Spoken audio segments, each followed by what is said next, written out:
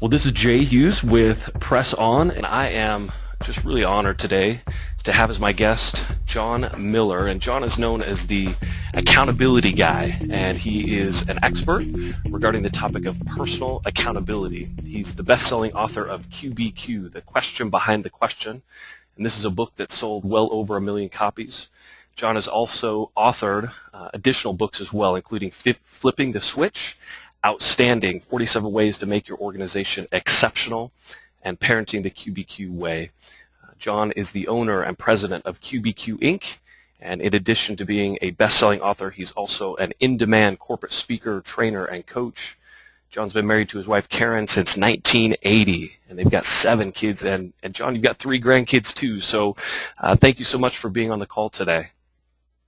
You're welcome, Jay. Thanks for having me. Yeah, you bet. So, John, I read QBQ for the first time right after it came out, which was, well, it was probably back in, like 01, 02, and I was a new manager. I was in the mortgage business, and I had picked up your book because I was kind of traveling through an airport, and it literally changed the course of my career.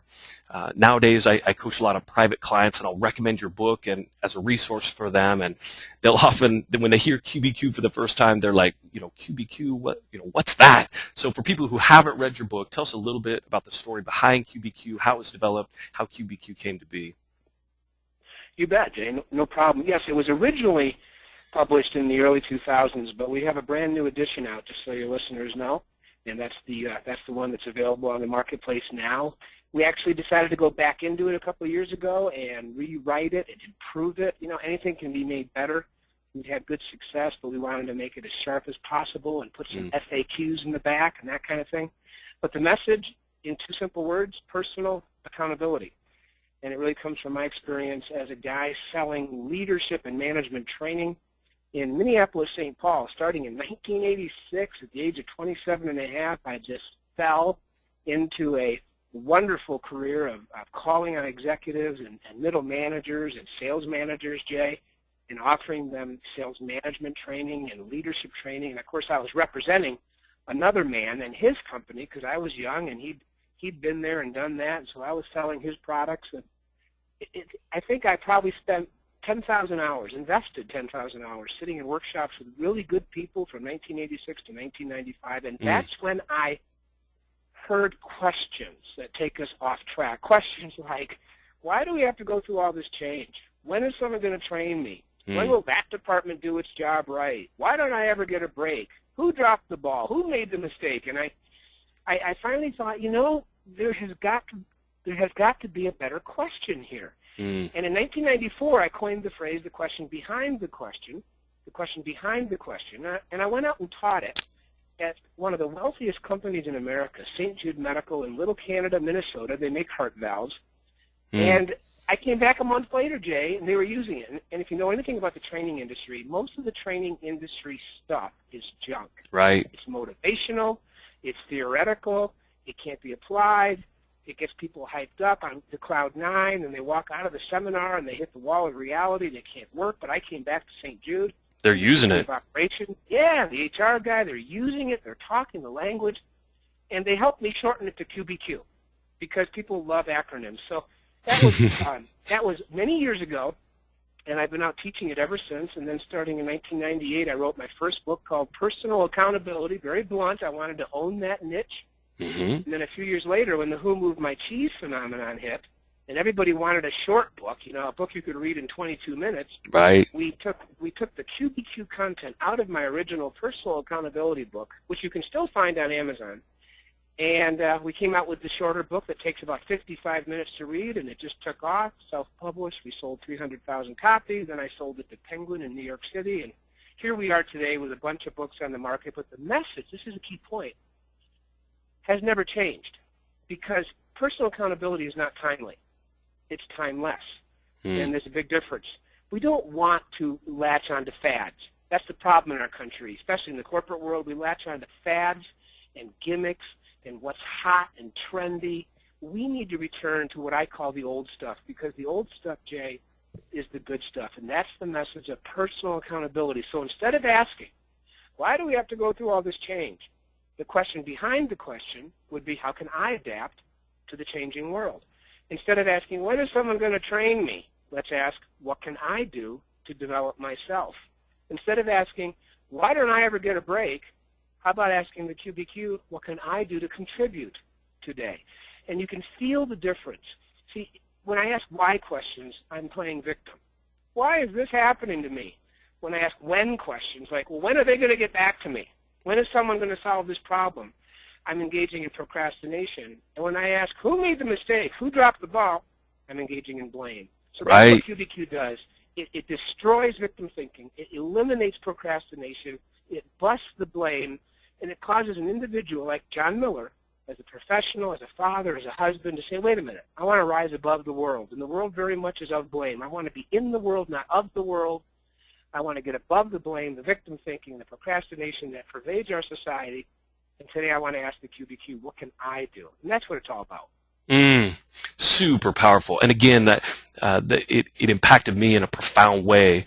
And I love that, the emotion behind it. There's such a different feeling behind asking a question where I'm empowering myself to change and to own something different, to own a new result, right, as opposed to just being a victim. So you've been writing and speaking, as you said, about QBQ for years. And folks listening today are going to be mortgage industry professionals, real estate agents. Help us to understand, like practically speaking, why it works so well. Why adopting this philosophy of personal accountability would help a mortgage or real estate top producer to help take their business to an even higher level.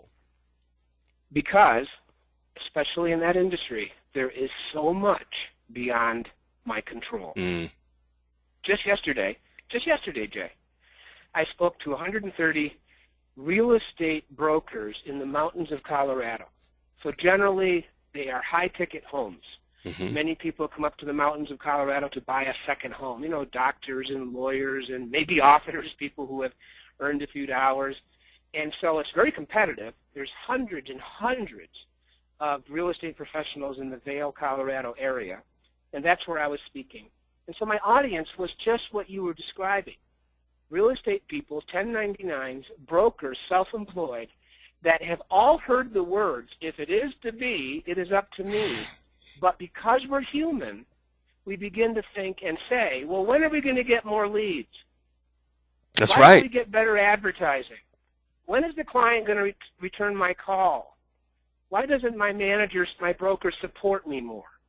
And we start falling into that very human aspect of behavior, which is that victim feeling, that need to point fingers. See, when things are out of my control, if we're not careful, if we're not on top of our thinking, and that's the essence of effectiveness, is disciplining of my thoughts. Always being aware of, how am I thinking today? What am I thinking today? How am I processing stuff that happens around me? But when stuff is out of my control and the numbers aren't there and the results aren't there, the easiest thing to do is to say, well, wait a minute, I got to find an outwardly focused reason for why all this is happening. Oh, I know, it's Obama's fault. Oh, it's Congress, it's Fannie Mae, it's Freddie Mac, it's the lender, it's the title company, it's our rates, it's the lack of advertising and leads, blah, blah, blah. We could go on forever. But wait a minute. In every market, at every time of every economy, guess what? Someone is succeeding. What's the difference? What's the difference? Well, the difference is that person's getting out of bed in the morning and saying, well, it's tough out there, but what can I do right now to move forward?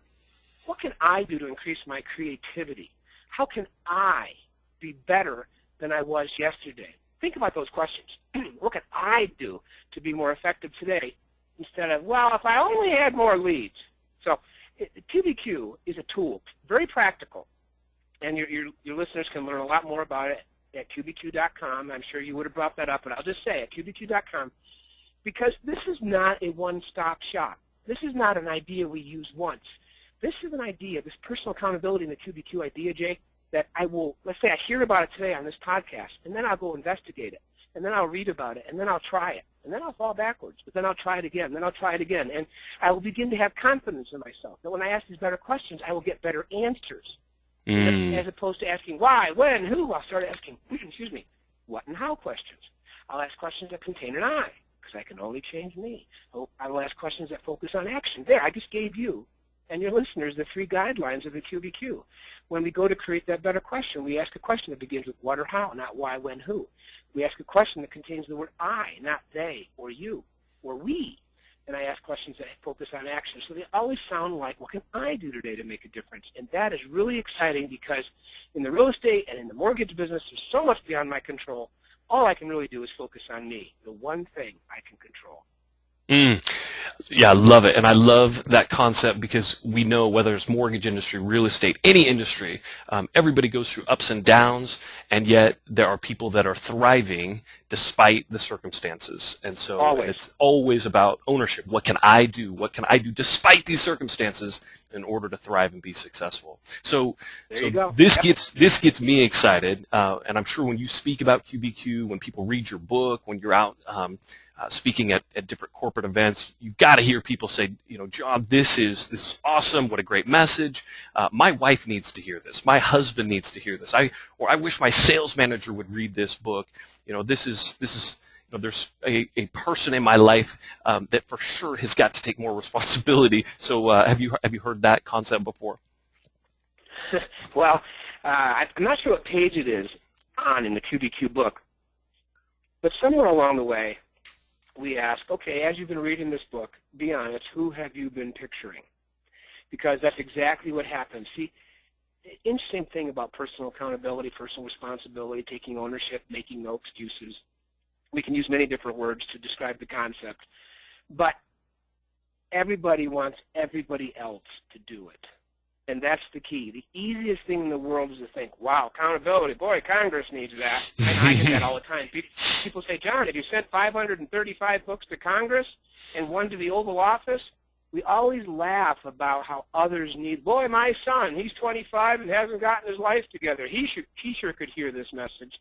That kind of thing. That's why we wrote the Parenting the QBQ Way book. Right. Because parents are always thinking, I want my 12-year-old to take accountability. Well, gee, Mom and Dad, what have you done to ask, what can I do to be a better parent today? How can I set a better example? Those kinds of things. So the message of accountability is a fascinating one to me. Everybody wants everybody else to practice it.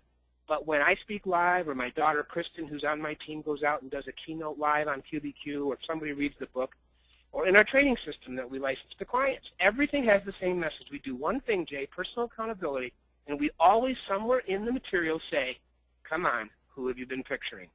And people always laugh, and they'd say, oh, I've been sitting here thinking I needed to buy a copy of this for my spouse. No, it's all about me. It's all about me. That's what personal accountability is all about. It's not about the team. It's not about my colleagues. It's not about my family. It's always about me. Everything begins with me, period. Love it.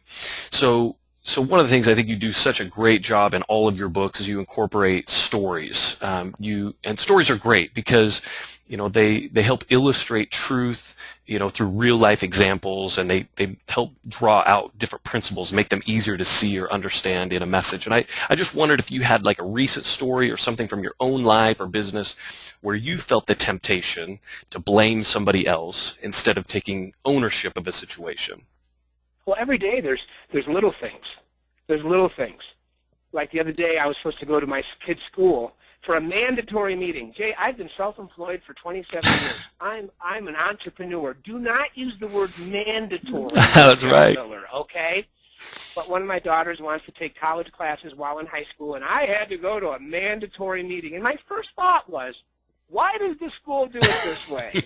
Why don't they just put it in an email? I wanted to be judgmental. I wanted to criticize because I have a problem. As my wife would say, I've never had an opinion I didn't share out loud. And so I'm constantly externally processing about how other people could do things differently. Right. And where the QBQ comes in is helping me let go of what I can't control. Oh, well, I want to support my daughter. What can I do to support Jazzy today? How can I set a better example? What can I do to let go of the fact that I don't run the school because I think the school could have summarized the information in an email? So I have to always put in check my propensity to point at someone else and say, well, you could do it differently. You could do it better. Here's how I recommend you live your life. My wife came to me my wife came to me after 11 years of marriage, and I share this in every keynote. I'm going to give it to your people for free. She said, Johnny, I'm going to marital counseling. You coming? and so we went, and guess what we figured out? Oh, I can only change me. And so here we are married 33 years. Karen, if she was on this line, would tell you our marriage is not perfect. We have bad days. We have good days. The bad days are always based on trying to fix the other person. Well, if you would only do something differently, we'd have a better relationship, that kind of mentality. And the good days are always based on what we call the ultimate QBQ. We teach that in the material. And the ultimate QBQ is always, how can I let go of what I can't control?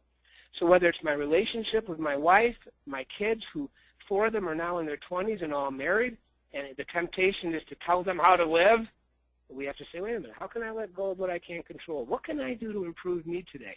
I could go on and on and on, Jay, with how QBQ applies in my life, because it's kind of like English muffins. English muffins have nooks and crannies. And if you put butter on an English muffin, you know the nooks and crannies get filled with the butter. The butter just seeps into them. Well, I mention that for this reason. Nooks and crannies, they're in my life.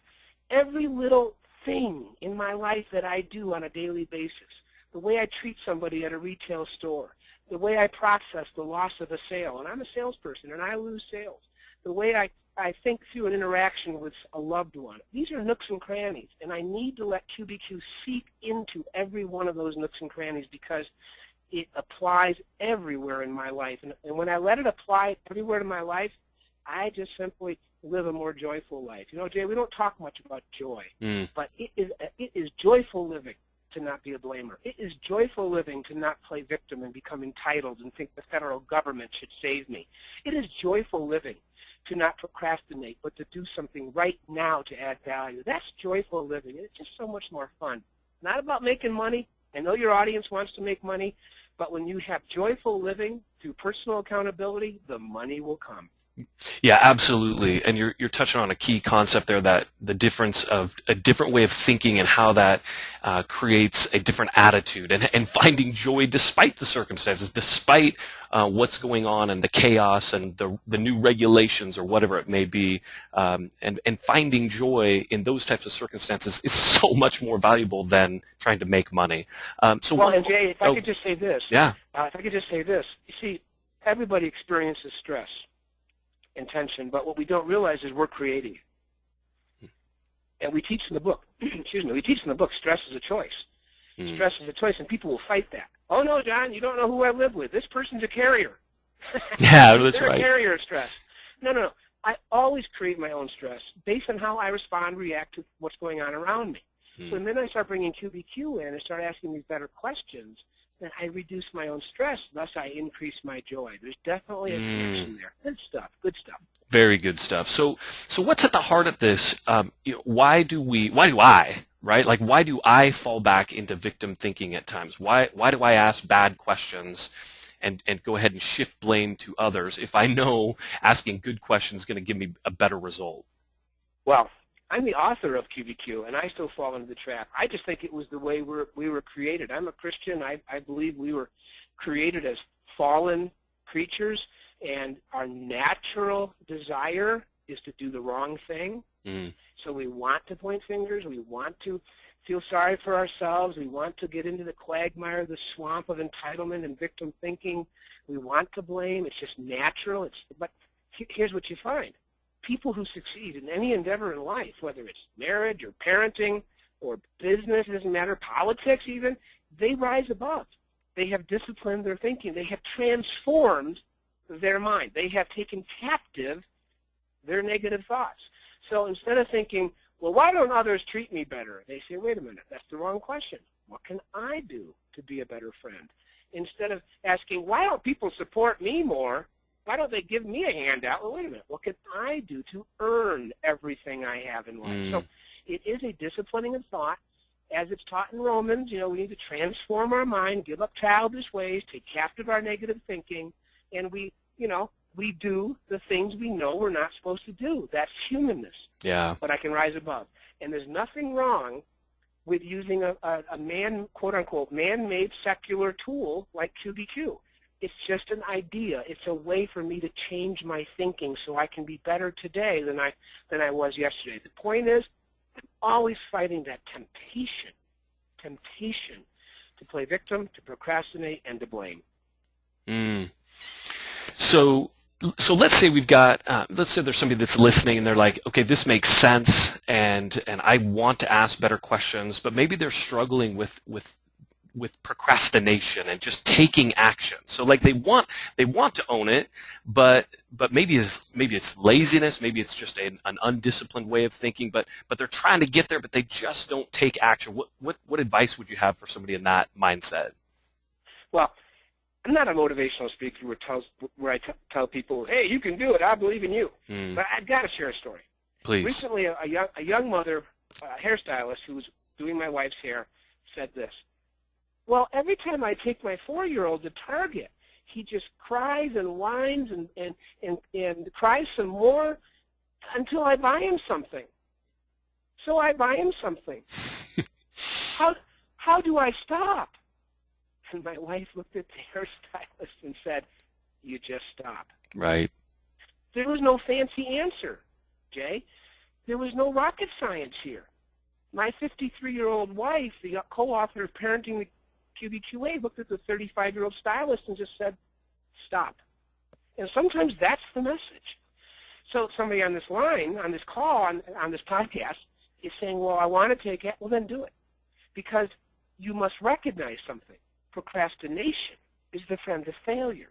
And the minute we start to buy into that, the minute we write that down on a pad, we put it on the visor of our car, write it on our heart, procrastination is the friend of failure. The minute we understand that if I want to fail, all I got to do is get out of bed in the morning and ask when questions. Well, when will they get back to me? When will they solve the problem? When will somebody improve this place? When will they handle it? The minute I realize I'm asking those when questions, and I know that I'm aligning myself with the friend of failure, i.e. procrastination, then maybe I can get to that point where I'll just start doing it. I will take action today, putting it in perspective that very little in life is all that painful. We think taking action, taking a risk is painful. No, painful would be starvation. Painful would be, well, we could give a lot of examples. But the key, Jay, is to put it in perspective. Well, I want to call on that company. I want to make that call. I know I should, but I'm not. Well, like my wife said to the stylist, she said, in this case, stop doing it. I'm saying, then just start doing it. Right. Pick up the phone, make the call. I just did another podcast with John Lee Dumas, Entrepreneurial on Fire guy. He's got a very big podcast on iTunes. I just launched that yesterday. The only reason I mentioned that on your podcast is the message that I drove home for entrepreneurs is pick up the phone and make the call. In other words, I'm sorry to sound like Nike, but just do it. And we will just do it when we start to realize, hey, that little bit of pain of getting hung up on, or maybe my action won't be totally correct, or maybe something will go wrong, that's just not a big deal in the scheme of life. I can take this risk. I can do this because I do not want to align myself with the friend of failure, procrastination. And what eliminates the friend of failure? What destroys him? Action. Action. Yeah, I love it. Thank you so much for mentioning that. That was, in my mind, one of the just absolute gold nuggets in that book is that concept of friend of failure. It just sticks with you. And you're right, action is what eliminates that. And do you find that as people begin the process of starting to ask the right questions, that it maybe not today, I may not feel like taking action, but over time, over the course of weeks, as you begin to discipline your mind and your thoughts, does that begin to seep in and cause people to grow in their willingness to take action, to take risk? Absolutely. I'm writing a blog right now. We do a blog every week on the homepage of QBQ.com, and I was just this morning roughing it out, and it's going to possibly, if I stay with it, it's going to be about our little granddaughter, Becca. She's 13 months. I was watching her the other day. Congratulations. Thank you. And she was pushing a little, toy grocery cart around the living room, but she was still using it as a crutch because she's not quite ready to take that first step. Any day now, she'll take that first step, and what will happen is if a baby could think like this, she'd say, I did it. It worked. I'll try it again. Right. And that simple metaphor applies to us as adults. I made the call. I got the appointment. I did it. It worked. I didn't die. Yeah, I didn't die. Okay, the guy hung up on me. I called another guy. But here's the key. By taking that first step, and of course that second step, that third step, what we breed in ourselves is confidence. And then from confidence comes faith. We have faith that we can continue this. We get out of bed the next morning having faith that we can succeed. We haven't succeeded that day yet. So that's why it's called faith, because it's in the future. We believe we can now make that next sale. But that comes from confidence, and the confidence comes from past experience where I took that first step. So I say to everybody, take that first step. If you fail, guess what? Winners fall forward. It's just that simple. Winners fall forward. So if you take that first step and you fail, you get up, you take the next step. Just like Becca's going to do any day now. She's going to fall. She's going to fall, and she's going to fall. Then all of a sudden she won't fall, and then she'll walk better, and then she'll start running. And every day she'll get out of bed knowing, having faith that she can walk and run. And it all comes from past experience. So we got to take that first step, or there won't be any past experience to breed confidence, period. Great picture. Great story. Thank you so much. Is there anything else that you'd like to add, anything maybe that I've missed? Oh, you've not missed anything, Jay. You're an excellent interviewer, but I will just always say this at the end of an interview. The number one takeaway from QBQ is this: I can only change me. Everybody listening to this podcast has somebody in their life that they're trying to fix. And I'll talk to your listeners right now. Hey, who have you been trying to fix? Who have you been trying to fix? You've wasted energy, you've wasted time, you've wasted talent, you've wasted potential by trying to fix someone else. I've done it, Jay's done it, we've all done it. So today, go to that person and say, hey, I just learned something. I can only change me. I'm done. I'm done trying to fix you. And nothing will improve the relationship faster than saying, I'm sorry I've been trying to fix you. Today, I will ask the QBQ, what can I do to change me? Again, the book is called QBQ, The Question Behind the Question. And if you'd like to learn more about QBQ, just go to QBQ.com. And you can also follow John on Twitter at QBQ Guy. John, thank you so much for taking time out of your busy schedule today to talk with me. I really appreciate it. You're welcome, Jay. Thanks for having me on. Yeah, you bet. Again, this is Jay Hughes from Press On.